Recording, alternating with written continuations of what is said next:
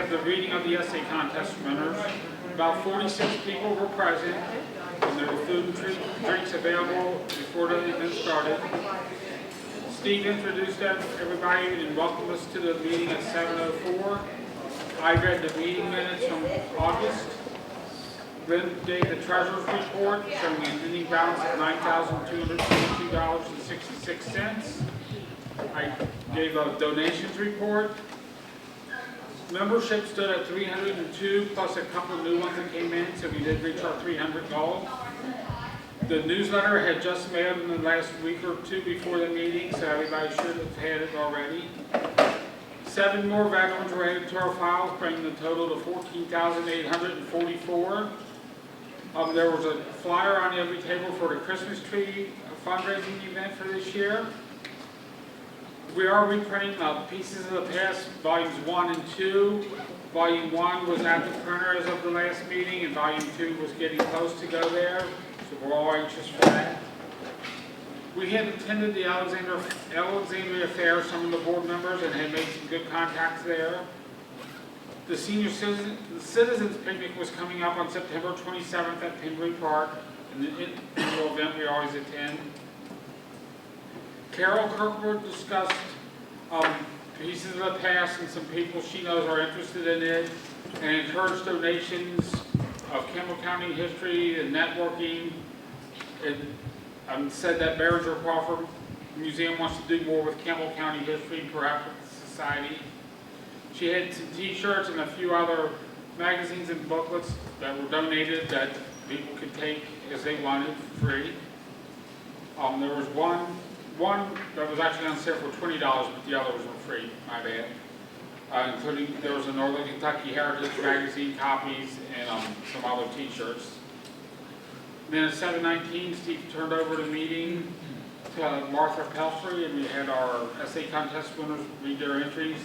And then at the end, Steve thanked everybody and announced the meeting this month would be the Northern Kentucky Sports Hall of Fame. We opened the month with $9,161.81, and 2 renewals, 1 lifetime member, did $189 in publication sales, and $960 on the Christmas tree fundraiser. So income was $1,364.78.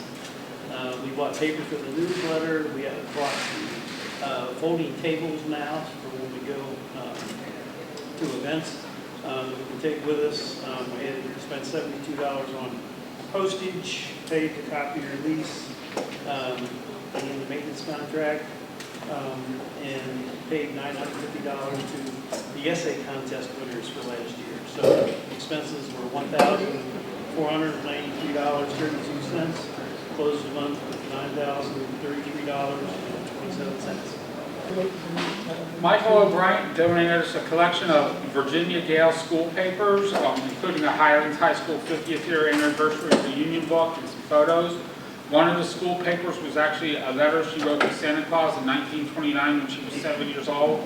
It's actually the sweetest thing ever, so we'll try to get that on display. She wanted, I think, a bicycle and a baby buggy and a baby bed. And then Janice Painter donated us a large donation, a couple of model trucks, including one of Trout Dairy, a old coffee grinder, a old glass butter churn, a Plymouth model truck, a model wrecker truck, a Campbell County Police model SUV, a Whitlock Sunoco sign, a Fred Sherman dairy bottle, a can and bottle opener from Campbell County Motors advertising piece, a French barrel clock, a milk clock, a VIP license plate holder, another French barrel sign, a trout clock, and a cloverleaf metal crate. That's the donation. Very good. Thank you much. Jan? Currently, our membership is at about 315 paid-up members. Dues for 2024 can be paid from now, anytime. We'd like to get them all in at the very beginning of the year, but if you wait for your next newsletter, there will be an application renewal form in there that you can send in with your $12. That's all it costs to join our organization. We do have life memberships available.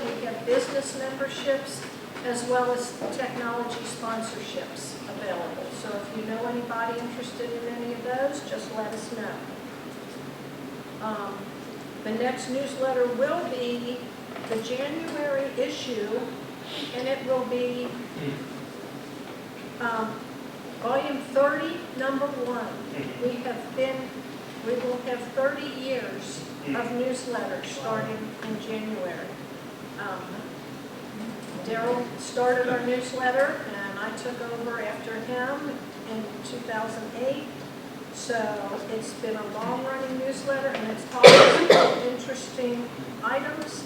If you have anything to send me to put in the newsletter, get it to me by the beginning of December, because I'll start putting it all together and have it out before the first of the year.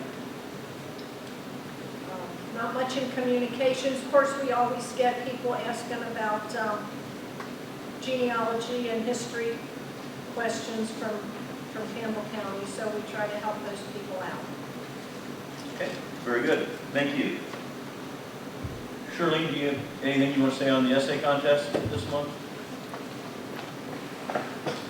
Well, Gwen and I are starting the draft of the next, updating the flyer, and as soon as that gets done, there's a few changes that we're making. Then we'll have that ready for next month to mail out to the teachers in the county. And we're expanding a little bit. We've decided that children or grandchildren of members, no matter where they live, can enter this contest. And we've got some people in Covington at some of the Catholic schools from Campbell County that go there. We're going to offer it to them too. And Covington Latin and Yeah. some other schools out of the area, but those students are living in Campbell County, so we'll include them. That's the idea. So as always, there's a plea, if you know some youngster that can do this, there's an opportunity. You heard Glenn say, how much did we give, $950? They could earn some money from just doing an essay. Yeah, we had 3 that we could have awarded that we didn't enter school.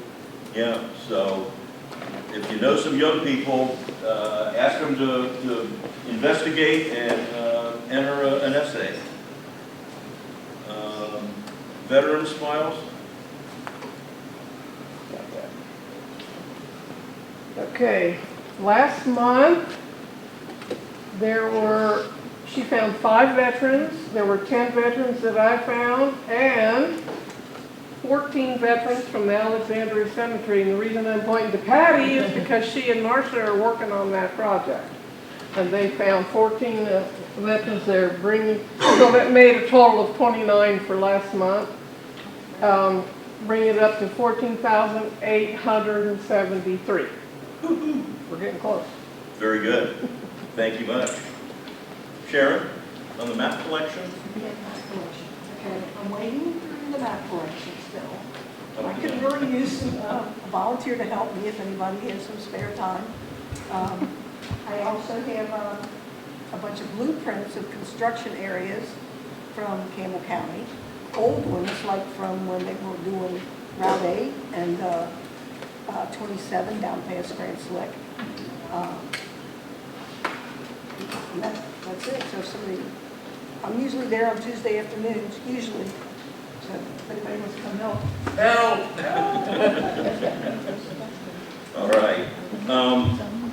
You heard Richard talk about pieces of the past at the printer.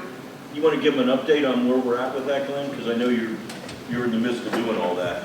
We got the proof back for pieces of the past 1, and the order was placed week before last for the reprint, and pieces of the past 2 is at the printer currently, and they're producing in a process of producing a proof for pieces of the past 2, and as long as their proof is presentable, it'll print virtually at the same time as pieces 1.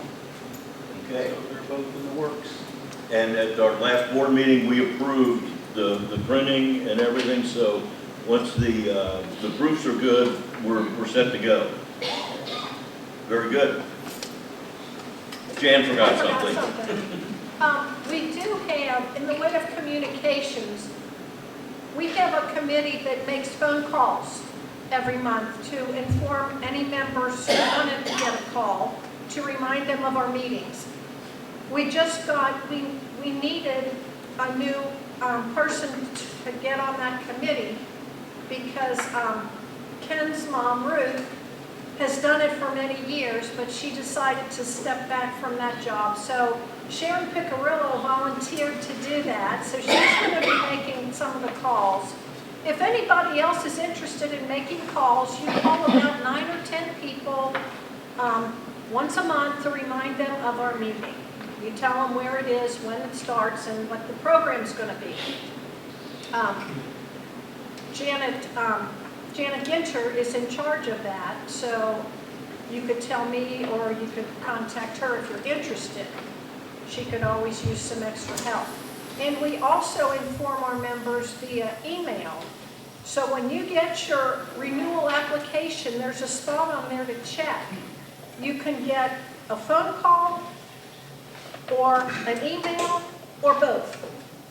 I need both because I forget. So that's perfectly fine. If you need 2 reminders, that's great. We just want you to know about our meetings and come. So those are the 2 ways we have of informing people. Okay, thanks. We are in the throes of our annual Christmas tree fundraiser. Mark, I'm going to bring everybody up to speed on. Sir, up to about like 25 trees so far, with about 2 or 3 more, at least that we know of. course. That's more than last year then, already. Okay, so it's growing again. So hopefully we'll have them in about the 2nd week of November to put out there. And if anybody wants to donate cookies or baked goods or anything for our tree lighting ceremony on the 25th or 26th, whatever Sunday is. Yeah. And it'll be like an open house and that everything before we do that. Okay. So if anybody's interested in a tree, you haven't done it yet, everybody know what what we're doing down there? Okay. If you buy a tree for $85, we provide the tree, we stand it up, we put lights on it, and we give you a sign that can say in memory of, in honor of, if it's a business name, whatever you want to put on there, as long as it's clean. But you can come and decorate it then with anything you want it to say, if it, you know, ornaments or whatever you may have. But the last 2 years that we've done this, it's grown each year. But the lawn on the courthouse in Alexandria is just lit, pardon the pun, it's lit up like a Christmas tree. I mean, it's just absolutely outstanding. And we always light them on the Sunday after Thanksgiving, and then they stay on until the first week of January? 6, yeah. Okay. And then, of course, we get rid of all the trees. You come and take your decorations off, and we take all the lights off, and off they go. But it is, we do an actual Christmas tree lighting on that Sunday, which is just really nice. We open up the office, like Mark said, we have cookies and coffee and all sorts of stuff there. You never know what the weather's going to be, but it's a really, really nice event. I think last year Glenn had some Christmas music running, and it's a nice event, and we get more and more comments every year from people that drive down Main Street and say, wow, you know, who's doing this? And so it's a nice thing, and it's a nice way to honor somebody or your, you know, in memory of or what have you. So if you're interested, you can actually go to our website and you can order one there. Or do you have any flyers with you tonight? No, I ran out. Oh, okay. Let us know if you want to do it, and we'll get a flyer to you with the application on there then, okay? Went to the Falcon Theater down in Newport. Was it last summer? Time flies. They have a new presentation. I think most everybody knows the story of Pearl Bryan, and they have put together a play called the head of Pearl Bryant. Okay? We have a little preview of that this evening. Okay? Everybody know Clint Eibel, one of our members, who's also involved with the Falcon Theater, and he is the director of the play. So I'm going to turn it over to him for a few minutes, and we'll see a little preview here. Yeah. Hi. So I am Clint Eibel. This is Tony Newton, and we're, as Steve said, we're from Falcon Theater in Newport. We're in about 3 weeks. We're going to be presenting the world premiere of it. It is, because it's never been, it was written, we commissioned this play to be written, and so that we could present this play entitled The Head of Pearl Bryant. It will be November 3rd and 4th. There are 2 performances on the 4th at 4 o'clock and 8 o'clock. November 3rd is at 8 o'clock. Tickets are $20, and they can be reserved anytime on our website at falcontheater.net. So Tony is one of the actors in the show, and he is going to read one of the monologues from the play that is of particular importance, not only to me, but to Campbell County historians. So, we know Pearl Bryant was murdered in Kentucky, and the trial was to be held in Kentucky. But some thought the citizens of Kentucky might be too biased against the accused for a fair trial. So I introduce to you tonight the foreman of the jury, John Ensweiler. When I was a child, I thought it sounded exciting, being called to jury duty. Growing up on the farm, sometimes we'd play games. I was the oldest, so I'd always get to be the judge. My brothers always fought over who got to be the lawyers, but it seemed like the real fun was in the jury. All my young siblings arguing out innocent, guilty as charged. I have a seasonable doubt, and I'd say it's reasonable doubt, and my brother Albert would call out objection. In the end, the verdict I got to read out was almost always guilty, of course. That was the easiest word to write for the youngest, and we thought it was so exciting to get to punish the murderer. Oh, it was nearly always murder. And who would play a game where they spend a lot of time arguing for the innocence of a turnip thief? No, we liked the horrible crimes because we were children who did not yet understand the horribleness of horrible things. I was one of the youngest men on this actual jury, and somehow I ended up the foreman. I'm a grocery guy and dad, but I guess this is part of it. City life, America. I'm a pretty fair guy and a pretty good thinker, so even though I've kept up with the papers, I figured I could make my own assessments as a juror.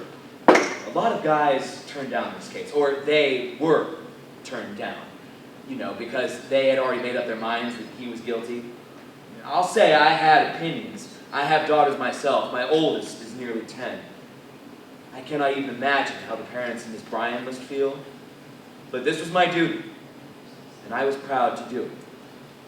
What I'm less proud of is how little I really knew of how this would all work.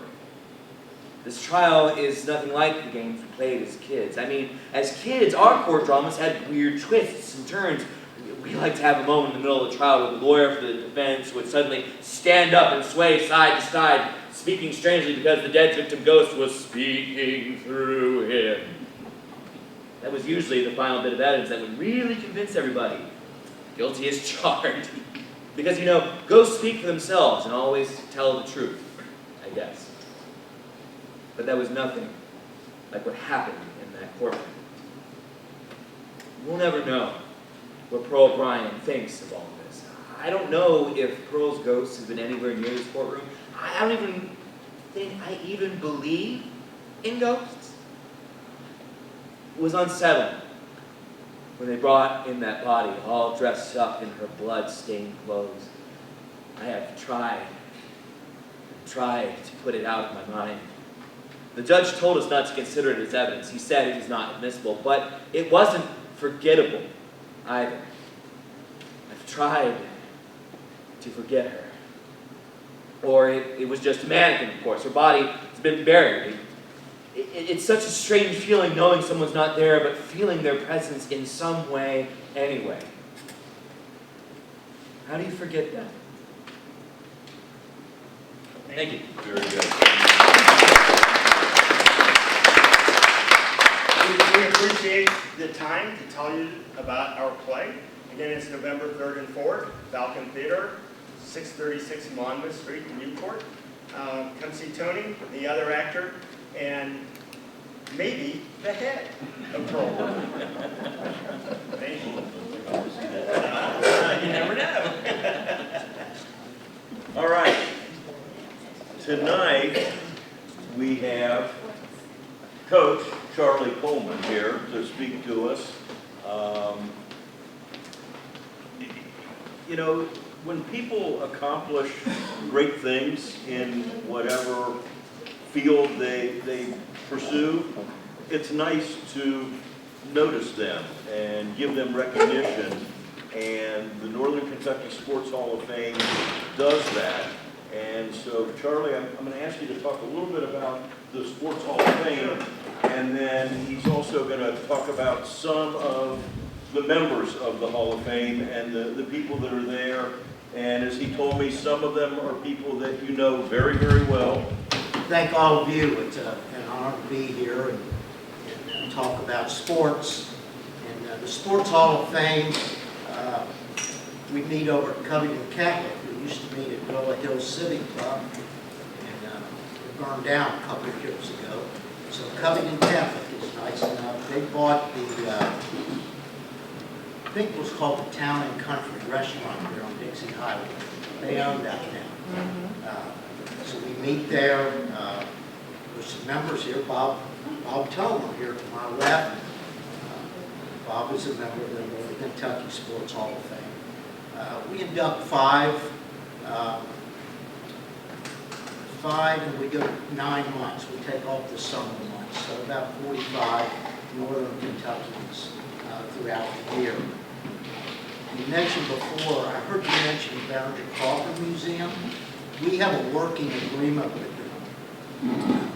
Make a financial donation to them each year, but every 4 years we have an exhibit there. Laurie Risch, you probably all know, she's from Fort Thomas as a director, and they do a great job on the exhibits. And they have a lot of sports memorabilia that's been donated.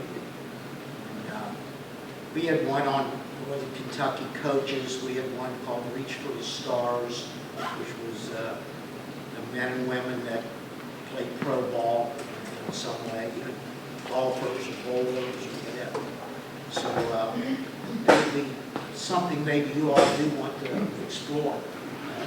They get a good crowd usually, and it's a chance for you to exhibit the memorabilia you have. I won't take very long, and I tell you what, I'm a retired educator. You can imagine in 34 years how many graduation speeches and in-service meetings that I went to. In 34 years, I remember 2. So you're probably not going to remember one thing I say anyway. So hopefully you remember maybe one thing. But I learned if you're going to give a talk, you have a good beginning, a good ending, and you keep them close together. And that's what I'm going to attempt to do. I'm focusing on Campbell County here tonight, but actually, I am in the process of writing a book on Northern Kentucky sports legends. I did a TV show when we had ICN6. You may remember when they were the cable provider. And we had our own station here, Channel 6. And I did the Northern Kentucky sports legends show, so I have some material. Dr. Claypool, Jim Claypool, you're a historian, you know Jim Claypool. He's working with me on that, editing for me. And, I think I'm going to do decades. So we'll start out with maybe the 40s, 50s, and then go up on the 60s and so on. But tonight I'm going to talk to you about some Campbell County sports legends. I I'm not going to get everybody because there are hundreds, maybe thousands. So you're probably wondering, why didn't he mention so-and-so? Maybe it's because I don't have enough material. I tried to get somebody from each high school, at least one. But I'm going to start out with Jim Bunny, obviously. Of course, he didn't go to high school in northern Kentucky. He went to St. X when it was downtown Cincinnati. Before it moved out on, I think it's on North Bend Road, maybe. But Jim played nine-hole baseball here in Campbell County and played in the Holy Name League, CYO, and got a scholarship to Xavier University for basketball. And he played on the freshman team, but he was also a pitcher. In those days, freshmen could not play varsity at the collegiate level. So he was on the freshman team. After his freshman season, he was drafted by the Detroit Tigers. And in 1955, he made his major league debut. To give you an example of how good he was, he won 100 games with a no-hitter in the American League. And then the Tigers traded him to the Philadelphia Phillies. He won 100 more games in Philadelphia. I think 118 maybe, and 108 in one league, 118 in the other. Pitched a no-hitter in both leagues. His no-hitter in the National League was a perfect game. Tom Browning was the last perfect game I think we had, at least from Cincinnati. He shut out the Mets on 90 pitches. Made 9 All-Star appearances. His ERA, lifetime ERA, some of the earned run average, was 3.27.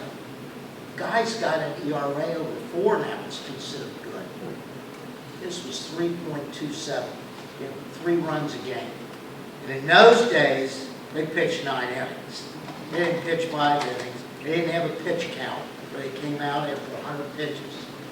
So who knows how many pitches he threw. For his career, he did have 2,855 strikeouts.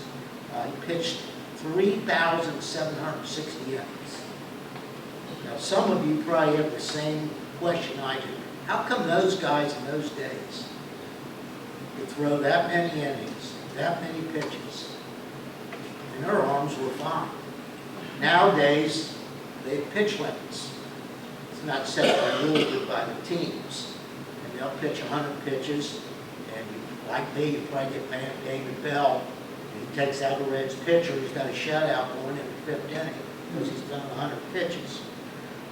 Jim was inducted into the Major League Baseball Hall of Fame in 1996. He was very instrumental. Back in those days, they didn't have a players' union. And the players were tied to a team for their career until the team decided to release them or trade them. Now, they have contracts and they have collective bargaining. Jim Bunny was very influential in hiring Marvin Miller, who was the first representative for the players, and getting collective bargaining in for the players. Of course, now that's why they move from team to team.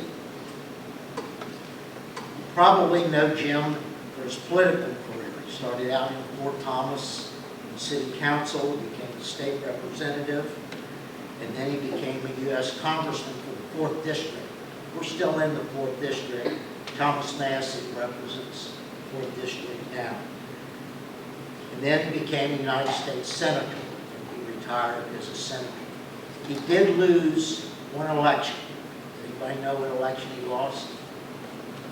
He lost the governor's race against, there was a street named after Martha Lane Collins defeated for the governor. That was his only loss politically. Dave Cowens. Dave Cowens from Newport Catholic, not Newport Central Catholic, because it was all boys then. Dave Cowens was always a big kid. John Mommy back there may know more about Dave Cowens than I do. John's from Newport. He quit the freshman basketball team. said it wasn't fun. Didn't play his sophomore year. He goes back out as a junior at the urging of legendary coach Jim Connor. And he started out playing JV ball, very short time, and then he became the varsity starter. His senior year, that Newcap team, some of you may remember, they won 29 ball games, won the regional tournament. They lost 2 games before they went to the state tournament, but they were both to Cincinnati schools. Newcap was in the GCL, Greater Cincinnati League at the time, because the Catholic schools were not permitted to be in the Northern Kentucky Athletic Conference. It was only public schools. I think they came into the conference in the, well, I know it was somewhere in the mid-70s. But at that time, they weren't allowed in, so Covcath, Newcap, not Covcath, but Newcap got into GCL. GCL's Moore, LaSalle, St. X, Elder, and at that time, McNicholas and Roger Bacon. Roger Bacon had a great program at the time. So after his senior year, and that was a great team, and as I recall, Dave really wasn't the best player on that team. Might have been, there was Sampras on that team, Jim Mitchell, you know that name, who he later signed with Pittsburgh Pirates, got a pro baseball contract.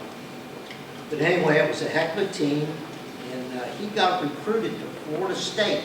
The connection there, the coach at Florida State was Hugh Durham. Hugh Durham was from Kentucky. I think he was from Louisville. He got the job at Florida State and started recruiting Kentucky kids. There were many from that Louisville area even after Dave. But it was a package deal. There was another guy from Newcap that was on that team that went with him to Florida State. Later became a principal in the Newport school system, Tim Barrett. If you know Tim. But Tim and Dave went to Florida State. Well, Florida State was on probation at the time. So Dave Cowens didn't get a lot of recognition. And if you remember in those days, I think there was maybe 16 or 24 teams got the NCAA tournament. Now there's 64. So Dave didn't get a lot of recognition, despite the fact he led the nation in rebounding. He finished his career, he averaged 19 points, and he led the nation in rebounding. He had 1,479 points, 1,340 rebounds for his career. He's been inducted into the Florida State Hall of Fame and the State of Florida Athletic Hall of Fame. So Dave gets drafted by none other than the Boston Celtics at the urging of Bill Russell. Remember the great Bill Russell, center for the Celtics. Bill Russell tells Red Auerbach, the coach, we got to draft this kid out of Florida State. Well, he was thought to be undersized. He was 6'9", but for the NBA, he thought he was a little bit undersized to play center. And Bill Russell tells Auerbach, this kid hustles. And Dave Cowens was known for getting a defensive rebound, beating the ball down the floor, and shooting a layup. He was a hustler, and a pretty tough guy as well. He was the NBA Rookie of the Year in 1970. Made the All-Star team 7 times, and he's in the NBA Hall of Fame. So Jim Bunning, MLB Hall of Fame, NBA Hall of Fame for Dave Cowens. Won 2 championships, 1974, 1976. If you knew Dave Cowens, any of you know him? He, a little bit of a free spirit guy, would you agree? Dave took a few days off when he was in Boston and drove a Kale. Now here's an NBA player making buku money, and he takes some days off and gets a hat and goes and drives a cab for a few days. So, kind of guy he was. Still a real good friend of his is Dave Cadula, if you know Dave. And they still keep in contact. There's a rumor, I never asked Dave about it, but if you know Dave, Dave went to Boston and got running around with Dave Cowens and read about what Dave could do with a ticket on the plane to get you back. You know what? Homer Rice. Homer Rice was born in Bellevue. His dad was a Presbyterian minister, but you know him from Highlands High School. He went to Highlands and went to Georgia Tech College, but that was interrupted by World War II, and he served in the Navy. He got his first coaching job in Tennessee after the war. This is an interesting story that he told. By the way, he's 94, still alive. He's written 7 books, and they're about leadership. They're not really about football. And he was up at one of our exhibits at the Barrington Public Museum a few years ago. I got to meet him, and he was still teaching a class at Georgia Tech. He was in his 90s, he was like 90. But anyway, his first job, coaching job, was in Tennessee at a high school. He didn't have any equipment, but there was a nearby prison. In the prison, they had a football team. This is out of Homer's mouth. So he goes to the prison and asks, can I borrow some equipment? He had the extra equipment. And the warden says, I'll give you equipment, but you got to coach the prison team. So he coached the prison team and the high school team. And he said he really liked coaching that prison team because all his games were at home. So he never had to play in the leg game. And he said he never had any problem with the alumni. Nobody complained. And he said, and if the alumni came back, then he put them on the football team. 55 years he spent in athletics. He was Bengals coach at one time, head coach of Cincinnati Bengals. 55 years as a coach and an athletic director. He was athletic director at the University of North Carolina, and then back at his alma mater, Georgia Tech, which I alluded to. He still lives in Atlanta. And I don't know if he's still teaching that class or not, but it's on leadership. As a Northern Kentucky football coach, I can tell you that Homer Rice raised the bar. We have really good football here in Northern Kentucky. Almost every school's won a state championship. And really it goes back to what Homer Rice did at Highlands. He did something that other schools weren't doing at the time. At that time, back in the 50s, 60s, when football was over. We waited until next August to start football. Homer did it year-round.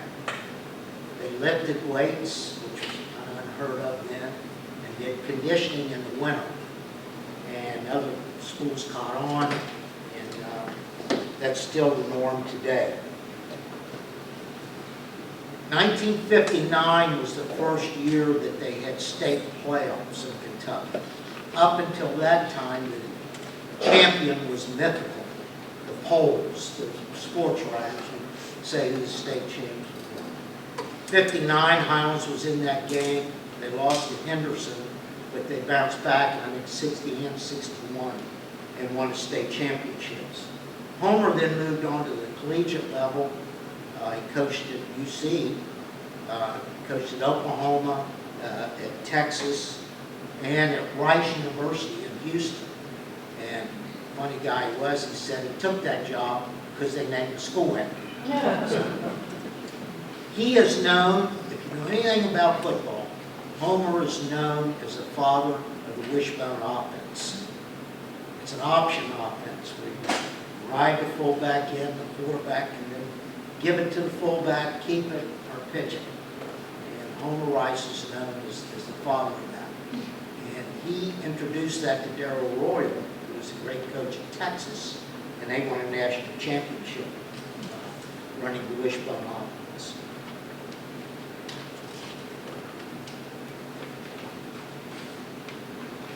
Here's one of my favorites, Larry Stalerman. I don't know if that name rings a bell with anybody. Newport Catholic graduate, 1954. Didn't play basketball, but he was a senior. Comes out as a senior, ends up being a very good player, and he went to college at Villa Madonna, now called Moore. Villa Madonna was downtown in Covington. Coached by then Charlie Wolf, Northern Kentucky guy, but later coached Cincinnati Royals. You remember that team. But anyway, he went to Villa Madonna. After his career at Villa, he was a great player there. Villa Madonna was in the KIAC tournament league, Kentucky Independent Athletic Conference. Cumberland, Union, Georgetown, Villa Madonna, Pikeville, those smaller colleges here in Kentucky. They were in the NAIA, not the NCAA. And Larry hit a game-winning shot against, I believe it was Georgetown, and took him to the NAIA National Tournament. He played in the ABL. It was a new pro basketball league. It only lasted about a year and a half. It was to rival the NBA. Played for the Kansas City Steelers. Now, this is important.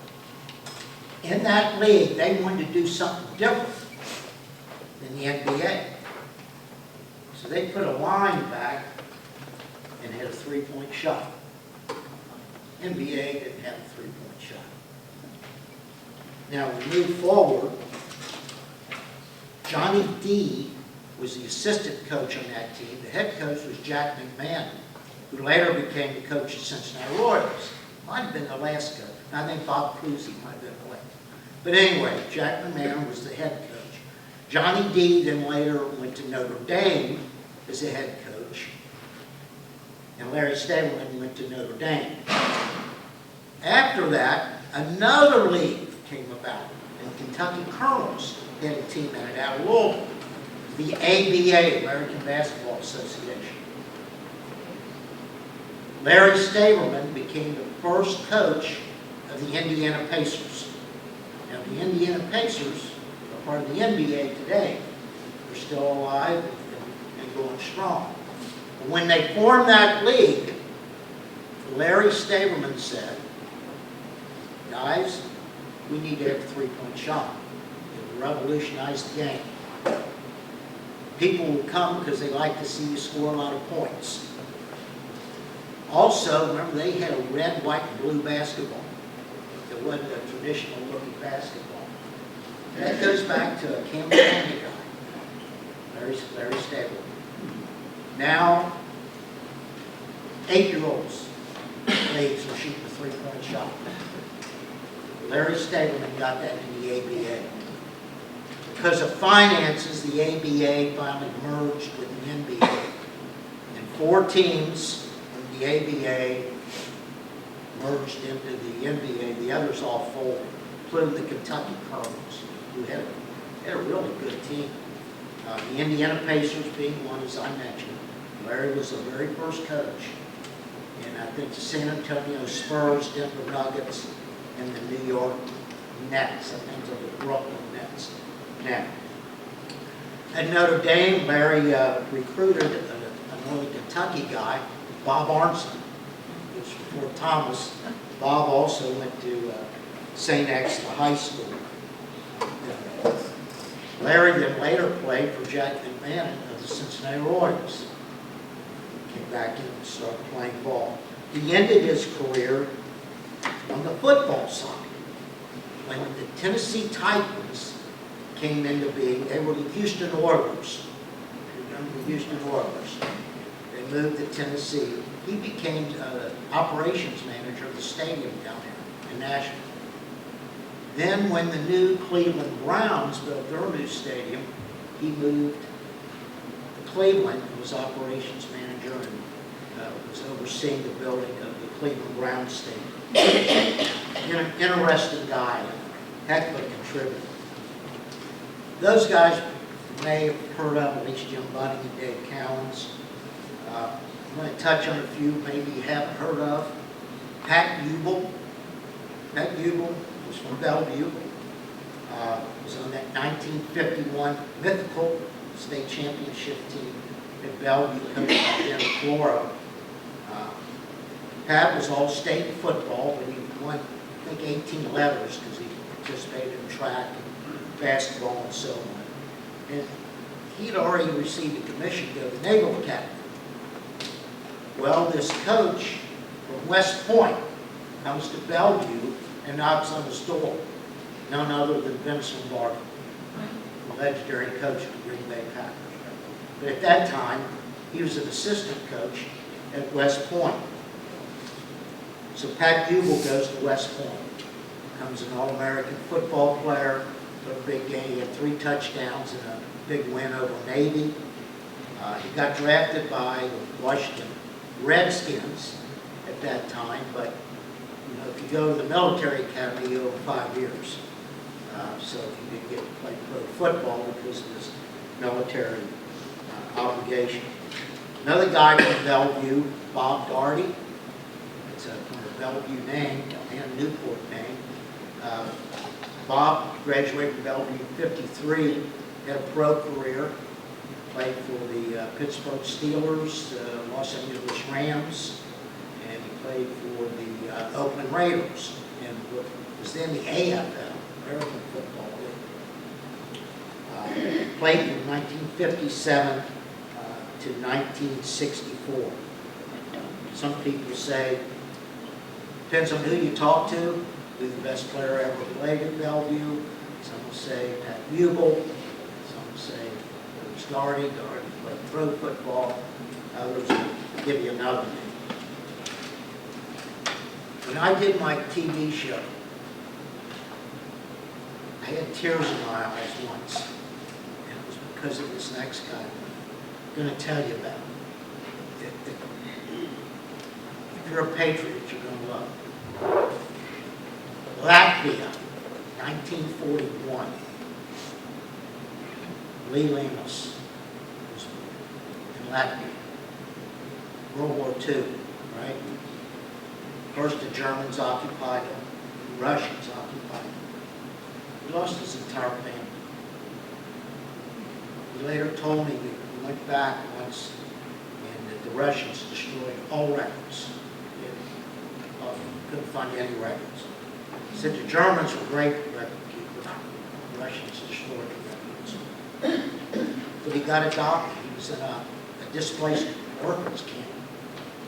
He said one day they put him on the back of the truck.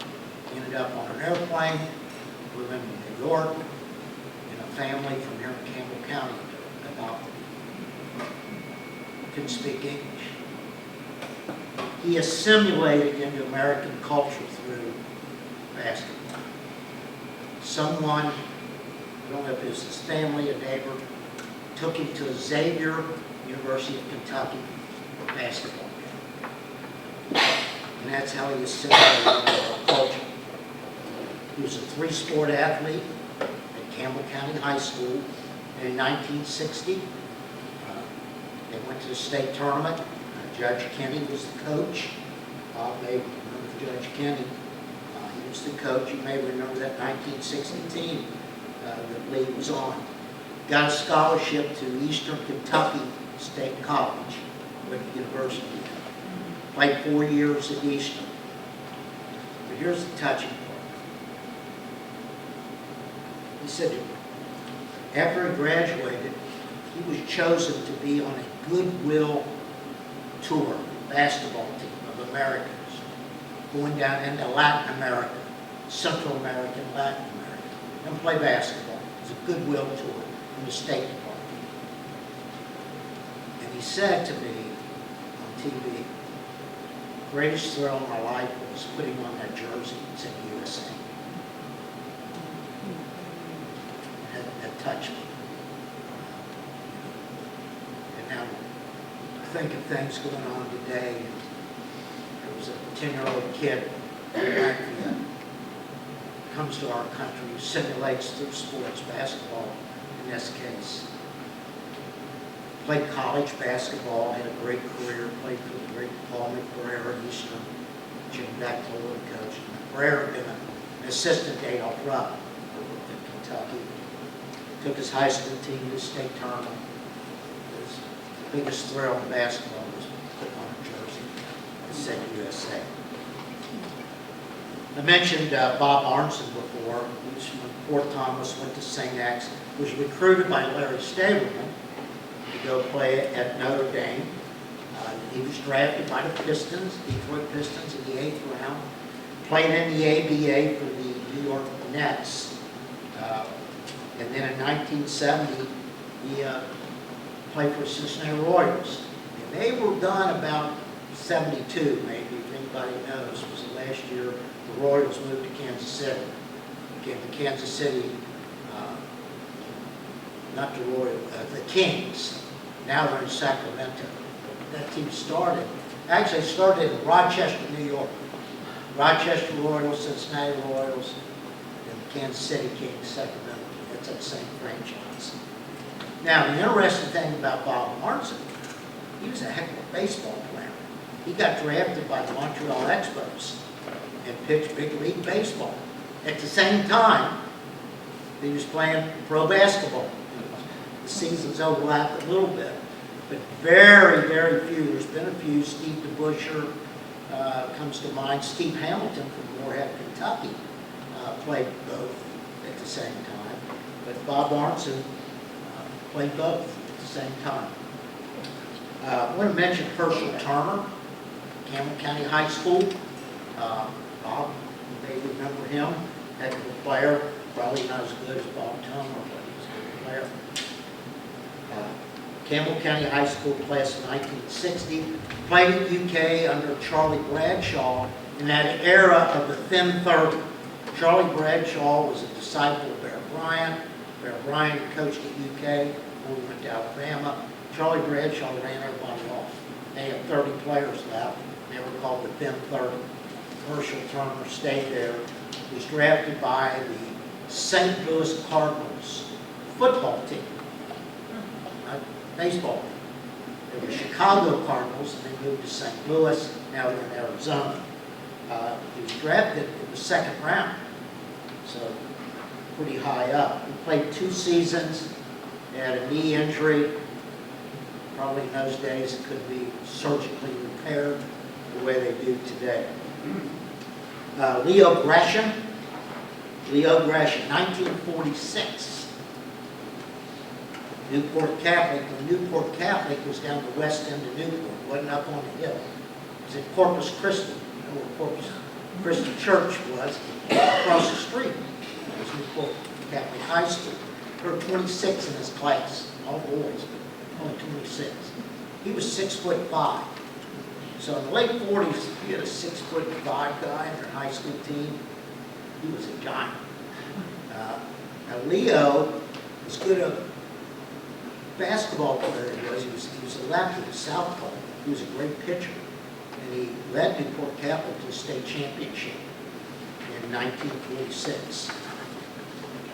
He pitched a shutout in the semifinals and a no-hitter in the state championship game. So he then gets drafted by the Boston Red Sox.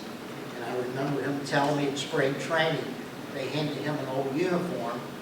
It was Ted Williams' uniform that he got to wear. His first year in the minor leagues, his record was 19-7. Yeah, no pitch counts in those days. You started the game, you finished the game. Ken, you may remember we had his son at Bellevue High School, Tom, who later became a sports writer for the Enquirer. He got drafted. Korea Moore started. He got drafted, hurt his arm, tried to make another go at baseball, but that was the end of Leo's career. He won 19 games. You got to figure he would have been a Major League Baseball player. Last guy I'll mention, I'll get some of the girls, Panny Sarkasanis, Dixie Cheli. That was his parents. They immigrated from Greece, Macedonia. He was, and I remember him telling me this, he played baseball, basketball, and football, but he wanted to be known as an athlete. He didn't want to be a basketball player that played football or a football player that played baseball. he wanted to be known as an athlete. And he played quarterback for Homer Rice in football up until his senior year. And Homer Rice really emphasized doing what's best for the team. There's a guy named Billy Straub, who later coached at Mulder. Billy became quarterback and Penny moved to tight end that year. Played basketball. He was at one time the leading scorer at Highlands. Keep in mind, no three-point shots back in those days. He's no longer, I'm not sure who is, probably Scott Drought. Scott Drought scored 69 points against Holmes without the three-point shot. Scott's probably the leading scorer there. Penny goes on to Western Kentucky State College. They won 2 OVC championships and went to the NCAA tournament. I wanted to mention a couple of the young ladies. Donna Murphy, Newport High School. Girls played basketball back into the 30s, and then they stopped that. Kentucky High School Athletic Association didn't sanction girls sports. In 1974 or 5, they reinstituted basketball and softball for the girls, volleyball. And Donna learned to play down at Projects Newport against the boys. Left-handed girl, one heck of a player. Let me give you this. She averaged 35 points a game and 20 rebounds. She was then the first Miss Basketball in Kentucky. Every year they have a Mr. Basketball and Miss Basketball. She was the very first Miss Basketball. She got a scholarship to Moorhead. If you're a member of the 1,000-point club in your career, that is a heck of an achievement. She scored over 2,000 points at Moorhead, and they had 1,400 rebounds, 1,442, I think it was. She got a trial with the Olympic team. I don't think she played, but she played pro ball for the St. Louis Streak. She's had a career in coaching. She's coached at UK, UC, Memphis, and University of Florida. I think she still lives in Lexington. She started the program at Asbury College. She was the head coach there for 11 seasons. As far as I know, she's retired now, still lives in Lexington. Adrian Hunderman, another kind of touching story. Young lady from Dayton High School. Started running track in the 6th grade. She won a state championship as part of a relay team in the 7th grade. That same relay team, I think it was the 1,600 meters, they won it when she was in the 8th grade, 9th grade, 10th grade, 11th grade, in her senior year. And she won 20 state championships. And you could go to 4 events. She was a great hurdler. So she won, I forgot how many state championships in the 300 or 400 meter hurdles. She received a scholarship to Marshall University, where she won the conference hurdles at Marshall. The touching part of this is she was raised by her aunt. Her aunt was her mom. She called her aunt mom. Didn't know who her dad was. But she told me on April 4th, 1995 was the most important date in her life. Not because of anything she did running hurdles or any championships. She met her biological dad. And guess what? He was a hurdler in college. You talk about genetics. As the older I get, my wife and I talk about that. We're grandkids and so on. And her dad was a hurdler in college, and here she was a champion hurdler. Katie Swagman, more recent, from Brossard High School, where she was also Miss Basketball. All-time leading scorer, I think in Northern Kentucky, maybe. Might be boys and girls. And she led Brossard to the state tournament. She went to Miami University up in Oxford. Had several knee injuries and surgeries, and ended her college career. I want to mention Jamie Walls, might remember her dad, Roger, who was a quarterback at Highlands for Homer Rice, was on that 1960 team, played at the University of Cincinnati, but his daughter, Jamie, at that time at least, was an all-time leading scorer in Northern Kentucky. She went to Western Kentucky University, scored over 1,000 points there. Right now, she's the head girls coach at Highlands, back to the home. I'll mention two other guys, just because one of them goes back to the 1940s, a guy named Donald Whitford, 1947, but he signed a pro baseball contract with the Chicago Cubs. But what he's known for, remember the great softball teams, the Yorkshire Club, and Joe Gatliff? Remember Joe Gatliff had the car sales down on 6th Street, Newport? With Joe Gatliff, that team won the world championship in softball, and Don Whitford was on that team. And he was inducted into the United States Softball Hall of Fame. And another guy from Silver Grove, tried to get somebody from every high school, was a guy named Earl Grice. He played for St. Mary. Remember St. Mary before it was Brossard? And he transferred to Brossard. He went to Campbell County. My source is Grady Brown. If any of you know Grady, Silver Grove guy. He went to Campbell County and got cut from the freshman team. So he said, heck with this, I'll go over to St. Mary. He was an all-state player at St. Mary.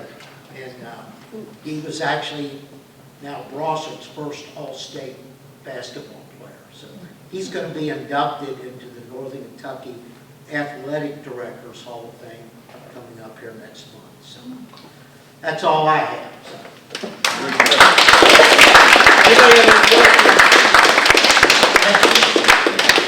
Ask him who we forgot. I used to always say to my students at the end of class, questions, comments, or criticisms? Yes, ma'am. Why do you have money, quick pitching? Well, I think this probably his arm, his age. I don't really know that answer, but I was wondering. you know, he had a, I think, 17-year career, almost unheard of today. You know, those guys were tough. Like I said, they started the game pitching, they finished. You didn't know who relievers were. Now they got middle relievers. They used to have the loogies, they called them, the left-hander that would come in for one batter, pitch to a left-handed hitter. You know, that's why the games lasted 4 hours. You know, now they put that time limit in, and now when a pitcher comes in, they got to face 3 batters. And it's not a good answer, but I think probably just aged out. You know, when they pitched that many years, you can imagine the wear and tear on his arm. Pitched up 3,700 innings. Very good. Patty? Yes, ma'am. I have a photo of Bob Arnson Yep. on the 1963 Class A National Knothole Champions of Newport. I don't know if you've ever seen it. No, I haven't. Was that the Newport Yankees? Yes, it was. That's when Jim I remember the Callahan, team. Jim Callahan was the coach. Yeah, from St. Anthony. That's correct. My And, brother was matter on of the fact, team. Dave Cowens went to St. Anthony. Right. I mentioned that, but Right. I remember the Newport Yankees. I had friends that played on that team. I didn't because I wasn't good enough. Yes, they are. Ron Perry played on that team. Yeah. But thank you for that. But yeah, but he went to St. X. You know, I did mention, and I should have, I didn't think about it. St. Thomas High School, they had some really nice teams, especially when Kenny Shields was there. Once, I'll shut up just a minute. Jim Bunny, in the off-season, when you're coached basketball at St. Thomas High School. He was the head basketball coach. Back in those days, probably like Jim Bunny, that players union going. Those guys had to work. Yeah. Those pro baseball players, they worked. A lot of times banks would hire them because good PR. They'd sell cars. But they had to get another job. They didn't make that much money. And of course, the players union came in, and you know how much they make now. We can't even stand them, you know, what they make now in endorsements and so on. But Jim Bunny got that started. very good. Any other questions? Yes?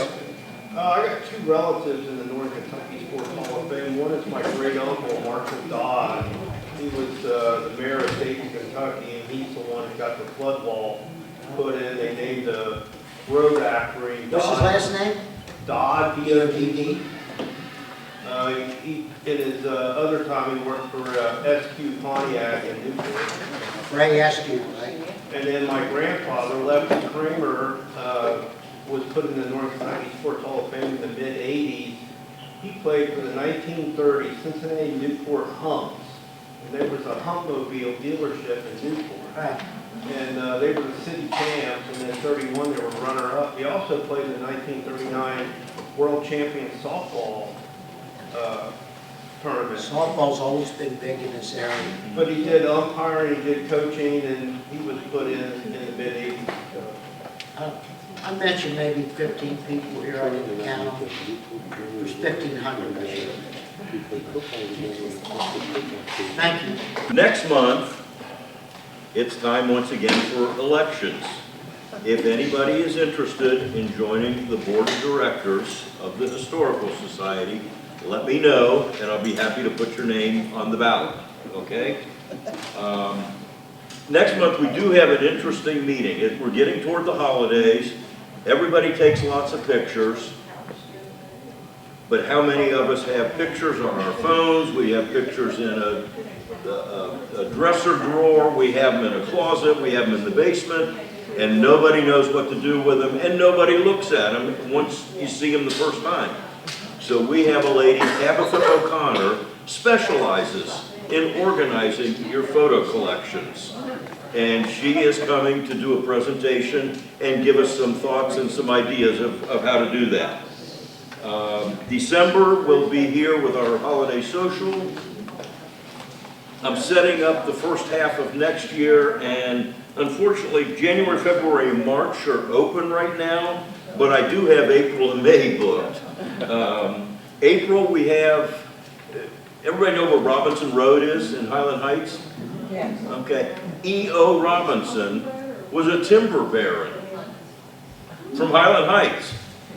Okay, so there's a gentleman, he's actually a council member for Highland Heights, that has purchased his home, and it's on the historic register, and he's going to come and talk to us about E.O. Robinson and the home and what they've done to it and so on and so forth. And then, anybody know the name of Ralph Stoley? No? Ralph Stoley grew up in Newport. He eventually moved to Lebanon, Ohio. But these little guys, Ralph Stoley invented that. Okay, multi-billionaire, big philanthropist, and he's actually related to the Pendry family. So Tom Pendry is going to come and talk to us in May about Ralph Stoley. This guy had, I think it's 57 patents, but this is the one he's best known for, is the pop top. Okay, Is so he gonna bring us a I'm check? looking forward to those. Is he gonna bring us a check? Only if you ask, okay? I'll ask. I know you would. Anybody else have anything else for tonight? With that then, we will close. Everybody be safe going home. Enjoy this weather.